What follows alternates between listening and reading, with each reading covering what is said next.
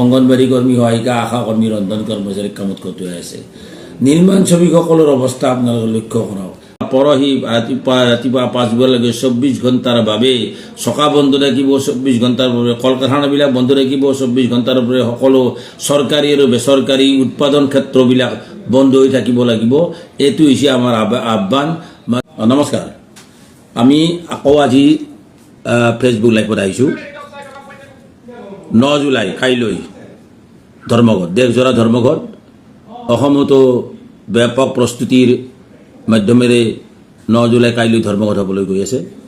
এই ধৰ্মঘট ব্যাপকভাৱে আৰু শান্তিপূৰ্ণভাৱে সফল কৰি তোলাৰ বাবে মই প্ৰথমতেই অসমৰ সমূহ গণতান্ত্ৰিক ৰাইজ, শান্তিপ্ৰিয় ৰাইজ, দেশক ভাল পোৱা ৰাইজ, ছাত্ৰ, যুৱ, মহিলা, কৃষক, শ্ৰমিক, কৰ্মচাৰী, শিক্ষক, অধ্যাপক, অন্যান্য প্ৰফেশ্যনেল মানুহ, ক্ষুদ্ৰ ব্যৱসায়ীসকল সকলোৰে প্ৰতি বিনম্ৰভাৱে আবেদন জনাইছোঁ যাতে এই ধৰ্মঘটত সহযোগ কৰে।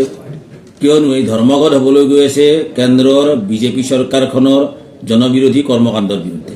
এই কথা ইয়াৰ আগৰ লাইভত আমি বহুবাৰ ব্যাখ্যা কৰিছোঁ। এই জনবিৰোধী কৰ্মকাণ্ড কি ধৰণৰ হৈছে এই কথাটো বুজাবলৈ আমাৰ কাৰণে অলপ সহজ হ'ল।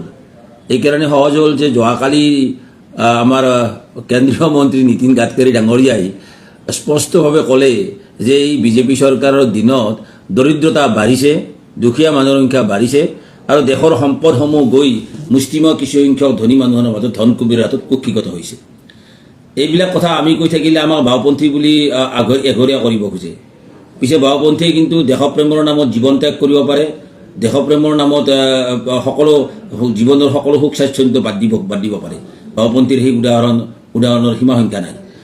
গতিকে সেই বাওঁপন্থীৰ ধৰণৰ কথা বতৰাবিলাকে এতিয়া নতুন নীতিন গাডকাৰী ডাঙৰীয়াই কৈ আছে আৰু এইটোৱে হ'ল সত্য ঘটনা।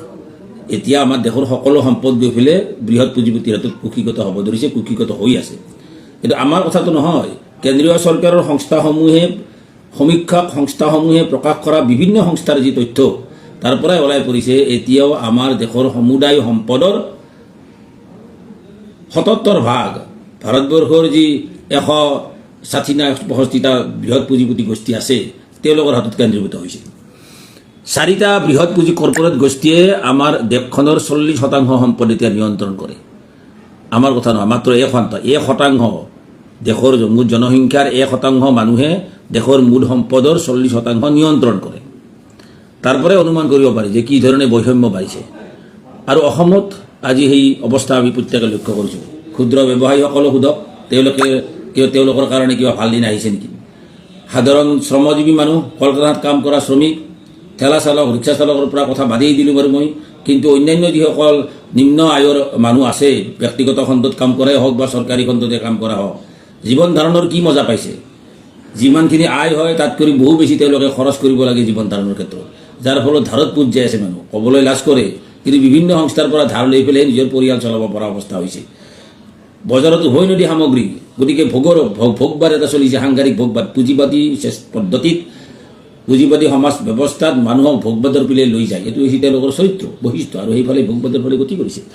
যেতিয়া ভোগবাদৰ ফালে গতি কৰিছে, মানুহ সংকটত নিমজ্জিত হ'ব লগা হৈছে। যি আয় হয় তাতকৈ বহুত বেছি ব্যয় কৰিব লগা হয়। শিক্ষাৰ খৰচ, স্বাস্থ্যৰ খৰচ, অন্যান্য জীৱন ধাৰণৰ দৈনন্দিন যি খৰচ, এই খৰচ তীব্ৰ গতিত বাঢ়িছে, কিন্তু সেই হিচাপে আয় বঢ়া নাই।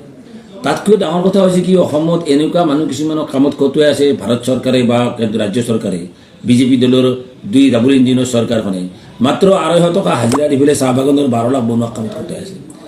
মাত্ৰ 100 পৰা 150 টকা দিন হাজিৰা দি পেলাই অসমত 2,71,000 আঁচনিভুক্ত কৰ্মচাৰী, অংগনবাড়ী কৰ্মী সহায়িকা, আশা কৰ্মী, ৰন্ধন কৰ্মচাৰীক কামত খটুৱাই আছে। নিৰ্মাণ শ্ৰমিকসকলৰ অৱস্থা আপোনালোকে লক্ষ্য কৰক। কল কাৰখানাত কাম কৰা শ্ৰমিকসকলৰ অৱস্থা লক্ষ্য কৰক। আজি কাৰখানাত শ্ৰমিকসকলৰ আজি কোনো নিৰাপত্তা নাই।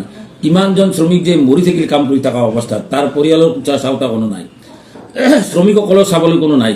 কৃষকৰ অৱস্থা, কৃষকৰ উৎপাদিত ফচলৰ উচিত মূল্য নাপায়। গতিকে এতিয়া আপোনালোকে সকলোৱে জানে, যিবিলাক জাগাত জিকা ভেন্দি উৎপাদন বেছিকৈ হয়, এই জেগাবিলাকত এতিয়া ভেন্দি বিক্ৰী কৰিব না মানুহটোৱে সন্ধিয়া সময়ছোৱাত ঠেলাই ভেন্দি ৰাস্তাত পেলাই থৈ যাব লগা অৱস্থা।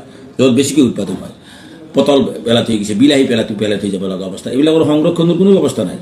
কৃষকৰ কাৰণে কোনো কল্যাণমূলক ব্যৱস্থা নাই। প্ৰকৃতাৰ্থত শ্ৰমিকৰ কাৰণে কোনো কল্যাণমূলক ব্যৱস্থা নাই। সমাজত আটাইতকৈ বেছি সংখ্যক মানুহ হৈছে শ্ৰমিক আৰু কৃষক। তাৰোপৰি অন্যান্য সংখ্যক মধ্যবিত্ত মানুহৰ বিভিন্ন প্ৰকাৰৰ টেক্স বৃদ্ধি হৈছে। আজি মটৰ শ্ৰমিকসকল চলিব নোৱাৰা হৈছে, তেওঁলোকৰ টেক্স দিওঁতে বহু টকা গুচি যাব লগা হৈছে, EMI নামত টকা যায়, বিভিন্ন প্ৰকাৰে তেওঁলোকৰ হাৰাশাস্তি অৱস্থা হৈছে তেওঁলোকৰ ওপৰত। নতুন নতুন আইন আনিছে, যি আইনে এতিয়া অদ্ভুত কাৰবাৰ, এই ফটো ফাইন ছিষ্টেমে মটৰ পৰিবহণ শ্ৰমিক, মটৰ চালকসকলক, মটৰৰ মালিকসকলক যথেষ্ট পৰিমাণে ক্ষতিগ্ৰস্ত কৰিছে। অকল ৰাজহুৱা পৰিবহণ ব্যৱস্থা নহয়, ব্যক্তিগত পৰিবহণৰ ক্ষেত্ৰতো এই আক্ৰমণবিলাক আহিছে। গতিকে আজি মটৰ শ্ৰমিকে শাখা বন্ধ দিছে। বেংক কৰ্মচাৰীসকলে নিজৰ বেংকটো ৰক্ষা কৰাৰ স্বাৰ্থত ব্যক্তিগতকৰণৰ বিৰুদ্ধে আজি বেংক বন্ধৰ আহ্বান জনাইছে। কৃষকসকলে গ্ৰামীণ বন্ধৰ আহ্বান জনাইছে। সকলো কাৰখানাৰ শ্ৰমিকসকলে সকলোৱে ধৰ্মঘটত যাব, তৈলখণ্ডৰ শ্ৰমিকে ধৰ্মঘটত যাব, বা এই সকলো কৰ্মক্ষেত্ৰৰ শ্ৰমিকে আজি ধৰ্মঘটত যোৱাৰ কাৰণে প্ৰস্তুত হৈছে। বিদ্যুৎ খণ্ডৰ শ্ৰমিকে ধৰ্মঘটত যাব। এই ধৰ্মঘট ব্যাপক হাৰত ৰূপ ধাৰণ কৰিব, সমগ্ৰ দেশতে ব্যাপক ৰূপ ধাৰণ কৰিব। অসমত ইমূৰৰ পৰা সিমূৰলৈকে ইতিমধ্যে এটা বন্ধৰ আৱাজ আহিছে। সাধাৰণ ধৰ্মঘটক বন্ধলৈ ৰূপান্তৰ কৰিব ৰাইজে। আৰু কাইলৈ ৰাতিপুৱা 5 বজাৰ পৰা পৰহি ৰাতিপুৱা 5 বজালৈকে 24 ঘণ্টাৰ বাবে চকা বন্ধ থাকিব। 24 ঘণ্টাৰ বাবে কল কাৰখানাবিলাক বন্ধ থাকিব। 24 ঘণ্টাৰ বাবে সকলো চৰকাৰী আৰু বেচৰকাৰী উৎপাদন ক্ষেত্ৰবিলাক বন্ধ হৈ থাকিব লাগিব। এইটো হৈছে আমাৰ আহ্বান। মাত্ৰ চকা বন্ধৰ ক্ষেত্ৰত গাড়ী চালকসকলে 12 ঘণ্টা দিছে, ক'ৰবাত 24 ঘণ্টা দিছে, তেনেকুৱা কথা হ'ব পাৰে ক'ৰবাত।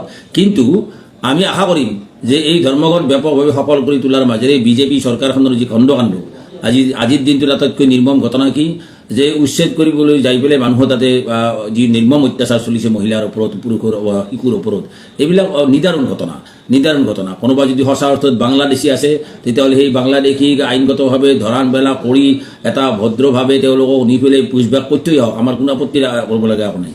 কিন্তু বাংলাদেশী সন্দেহ কৰি পেলাই মানুহ উচ্ছেদ কৰি আছে, এই কথা কোনো অৱস্থাতে মানিব নোৱাৰি। গতিকে এই ধৰণৰ নিৰ্মম অত্যাচাৰবিলাক অসমত চলি আছে। এই চৰকাৰখনে এই অত্যাচাৰ কৰিছে, অকল অসমত নহয়, কিন্তু ভাৰতবৰ্ষৰ বিভিন্ন ৰাজ্যত বিজেপি শাসিত ৰাজ্যবিলাকত এই ধৰণৰ নিৰ্মম অত্যাচাৰ উচ্ছেদ কাৰ্য চলি আছে। এতিয়া উচ্ছেদ কৰি মাটি দিব বৃহৎ পুঁজিপতিসকল, এয়া হৈছে বিজেপি চৰকাৰৰ নীতি। চাহ বাগানৰ মাটি দি আছে আজি বৃহৎ পুঁজিপতিহঁতক গতাই দিয়াৰ কাৰণে ব্যৱস্থা কৰিছে। কাৰোবাত ৰামদেৱ, ক'ৰবাত আদানী, ক'ৰবাত আম্বানী, সকলোকে এৰকম মাটি দিয়াৰ ব্যৱস্থা কৰিছে। অমিত শ্বাহৰ পুতেক জয়শাহ পৰ্যন্ত আহিছে অসমত এই মাটি দখল কৰাৰ কাৰণে। আমি আচৰিত মানিছোঁ, এইবিলাক ঘটনাটো ওলাই আছে, সংবাদ মাধ্যমত ওলাই আছে। গতিকে আমি এই ধৰণৰ কৰ্মকাণ্ডৰ বিৰুদ্ধে কাইলৈ এই ধৰ্মঘট সৰ্বতোপ্ৰকাৰে সফল কৰি তোলাৰ কাৰণে পুনৰবাৰ অসমৰ সৰ্বস্তৰৰ জনগণক, শান্তিপ্ৰিয় ৰাইজক, গণতান্ত্ৰিক ৰাইজক সহযোগ কৰিবলৈ আমি আবেদন জনাইছোঁ। আৰক্ষী প্ৰশাসনক আবেদন জনাইছোঁ যাতে তেখেতসকলে আমাৰ ধৰ্মঘটকাৰী ৰাইজৰ লগত সহযোগ কৰে, কাৰণ তেখেতসকলৰ জীৱনতো কিন্তু মাৰাত্মক আঘাত কৰি আছে। যি পে কমিশ্যনৰ মাধ্যমেৰে দৰমহা নিৰ্ধাৰণ ব্যৱস্থা আছিল, শ্ৰম কোড যদি প্ৰয়োগ হয় এই ব্যৱস্থা নাথাকিব। শ্ৰম কোড প্ৰয়োগ হ'লে গ্ৰেচুইটি আপুনি ডিমাণ্ড কৰিব নোৱাৰিব, ক্লেইম কৰিব নোৱাৰিব। শ্ৰম কোড প্ৰয়োগ হ'লে আপুনি প্ৰভিডেণ্ট ফাণ্ড, আপোনাৰ ESI, আপোনাৰ যি ছাৰ্ভিচ জীৱনত যিখিনি সামান্য চিকিউৰিটি আছিল, এই চিকিউৰিটিবিলাক নোহোৱা কৰা, অৰ্থাৎ কাগজত থাকিব, কিন্তু প্ৰেক্টিকেলি পোৱাৰ কাৰণে আপুনি কাকো দিয়াৰ কাৰণে কাকো আপুনি বাধ্য কৰাব নোৱাৰিব। এই চিষ্টেম চালু হৈ আছে। এই শ্ৰম কোড এটা মাৰাত্মক অস্ত্ৰ হৈছে বৃহৎ পুঁজিপতিসকলৰ, তেওঁলোকৰ শোষণ বৃদ্ধি কৰাৰ কাৰণে। গতিকে এই শ্ৰম কোড বাতিল কৰাৰ দাবীত অহাকালি যি ধৰ্মঘট হ'বলৈ যাই আছে, এই ধৰ্মঘট সফল কৰাৰ কাৰণে মই পুনৰবাৰ আবেদন জনাইছোঁ।